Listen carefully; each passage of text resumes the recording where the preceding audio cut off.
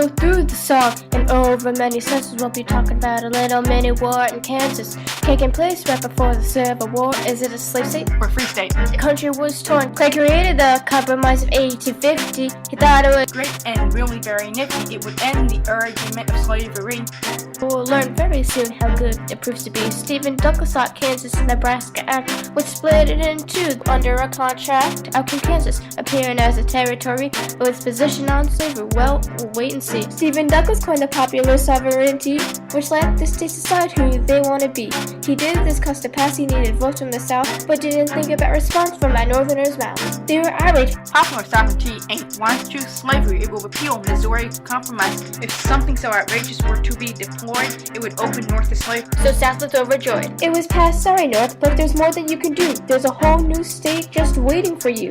If there's more North than South, push the North state clear. That'd be a majority, and so no more slaves. But as it turns out, the South wanted the same, and with the border ruffians, you know this ain't a game. And thus, as one imagines, that's when violence begins. But with losses on both sides, it's hard to say who wins. This state called Kansas at the center of attention brought most of all a new spread tension. People crowded in for saying the vote, but then all the violence started and it couldn't stay afloat. It was a prelude and catalyst to the Civil War, when the country couldn't stand these little battles anymore. Both sides wouldn't give, there could be no compromise. This was the start of America's demise.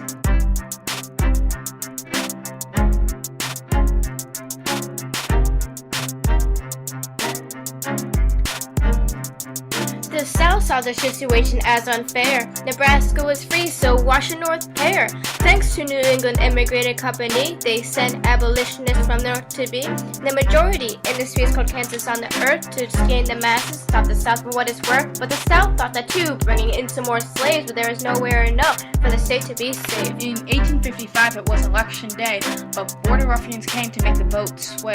In Missouri, their sole purpose was for slavery to win. The free soilers were disgusted and saw this as a sin, so they went and made the government in Topeka. For anti-slavery, they had to do more to keep up, and so the people of Kansas had two choices of government, one based on fraud and the other was illegally bent. This state called Kansas at the center of attention brought most of all a new spread of tension. People crowded in for saying the vote, but then all the violence started and it couldn't stay afloat. It was a prelude and catalyst to the Civil War, when the country couldn't stand these little battles anymore. Both sides wouldn't give, there could be no compromise. This was the start of America's demise.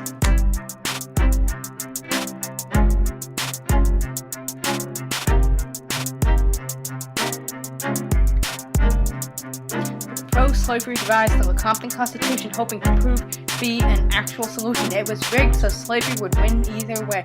Even if the North won, people could still have slaves. There was a boycott, so the pro-slavery won. But for the North, there was nothing to be done, because Buchanan liked it too, so hooray for the South. But what does he know? He should learn to shut his mouth. A famous violent act was the sacking of a city. It was Lawrence, Kansas, and man, it was a pity. 800 men for slavery ransacked the town, attacking anti-slavery and tearing it all down. And then there's Sumner against Kansas with slavery, who was beaten up by Brooks, who was pro. Cause you see, Sumner made a speech about Kansas and insults, but Brooks couldn't stand it, so it ended in pummels. This state called Kansas at the center of attention brought most of all a new spread of tension. People crowded in for saying the vote, but then all the violence started and it couldn't stay afloat. It was a prelude and catalyst to the Civil War, when the country couldn't stand these little battles anymore. Both sides wouldn't give, there could be no compromise. This was the start of America's demise. So that was how all of Bleeding Kansas went down.